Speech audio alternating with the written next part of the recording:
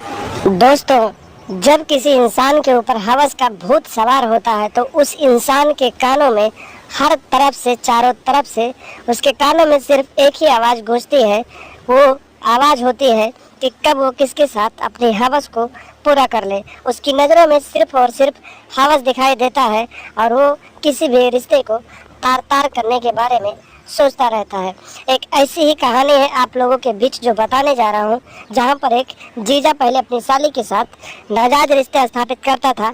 जब उसकी सास ने एक दिन इन दोनों को एकसठ बासठ करते हुए देख लिया तो सास ने भी अपनी बेटी के इस रिश्ते को छुपा लिया और फिर उसी का हवाला देते हुए अपने दामाद को ब्लैकमेल किया और फिर उसके साथ नाजायज रिश्ते स्थापित कर ली और फिर लगातार अपने दामाद को ब्लैकमेल करती रही और फिर अपने दामाद के साथ नाजायज रिश्ते बढ़ाती रही। लेकिन दोस्तों, एक दिन ऐसा आया जब उसके पति को इस बात की जानकारी हो गई कि दामाद बेटी और मेरी बीवी दोनों के साथ नाजायज रिश्ते स्थापित करता है और इस बात के पीछे उसकी पत्नी का हाथ है। तो फिर ससुर ने क्या किया, पूरी कहानी जानने के लिए हमारे वीडियो में अंत तक जरूर बने रहे। नमस्कार दोस्तों, स्वागत है आप सभी का हमारे ASN क्राइम अफेयर चैनल में।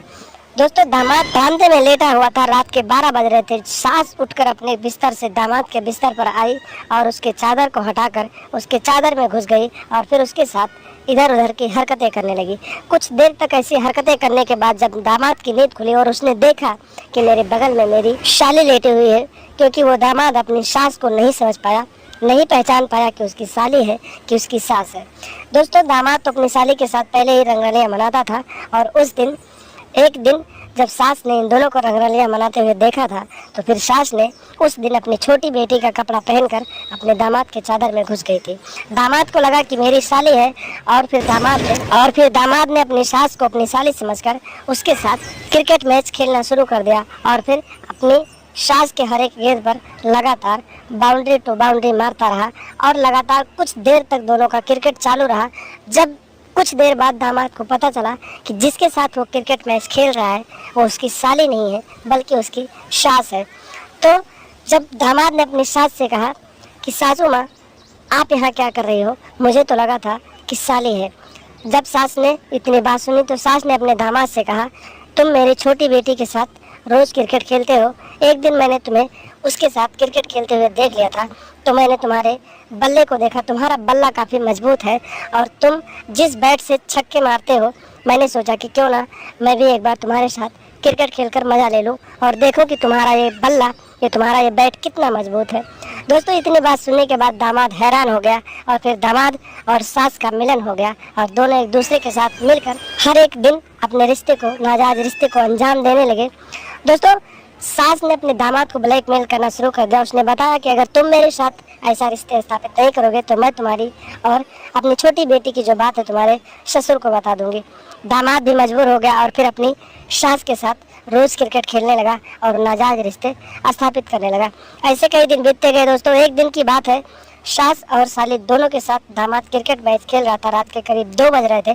तभी अचानक ससुर की नींद खुली और फिर वो लघुशंका करने के लिए घर से बाहर निकले तो उन्होंने देखा कि बरामदे में दामाद के बिस्तर पर कोई और था और जब उन्होंने जाकर चादर हटाया तो वहाँ का नज़ारा देखकर उनके पैरों तले जमीन खिसक गई। दोस्तों, ससुर ने देखा कि दामाद के एक साइड उसकी बीवी थी और दूसरी साइड उसकी छोटी बेटी थी और दोनों अपने दामाद, यानी कि सास अपने दामाद और साली अपने जीजा के साथ क्रिकेट मैदान में उतरे हुए थे और सास बॉलिंग कर रही थी और साली विकेट कीपिंग कर रही थी और उस समय दामाद बैटिंग कर रहा था और लगातार अपने सास की गेंदों पर छक्के पे छक्का मार रहा था।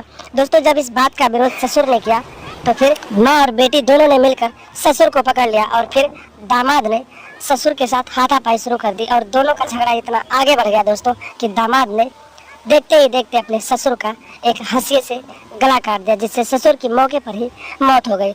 उसके बाद दोस्तों, रात को ही दामाद अपना ससुराल छोड़कर फरार हो गया और रात को ही माँ बेटी भी अपना घर छोड़कर फरार हो गई। जब सुबह हुआ दोस्तों, लोगों को पता चला कि इस घर में हत्या हो गया है तो उन्होंने इस बात की सूचना पुलिस को दी और फिर पुलिस ने अपनी जो भी कार्रवाई हुई, आगे की कार्रवाई पुलिस ने पूरी की और फिर छानबीन करने के बाद तीनों आरोपियों को पुलिस ने हिरासत में लिया और फिर आगे की कार्रवाई के लिए जेल में डाल दिया। तो दोस्तों, इस वीडियो को बनाने का सिर्फ एक ही मकसद है, किसी के दिल को ठेस पहुंचाने का नहीं है। बस आप लोग सतर्क रहें, सावधान रहें, क्योंकि ऐसी आपराधिक मानसिकता रखने वाले बहुत से लोग हैं और ऐसी घटनाएं समाज में घटती जा रही हैं। लोग रिश्ते को तार तार करते जा रहे हैं और घटना को अंजाम देते जा रहे हैं। तो दोस्तों, सतर्क रहें, सावधान रहें, परिवार को अपने सुरक्षित रखें, अपने बहन बेटियों को सुरक्षित रखें और लगातार हमारे साथ बने रहें। हमारे चैनल को सब्सक्राइब कर लें और हमेशा देखते रहें ASN क्राइम अफेयर।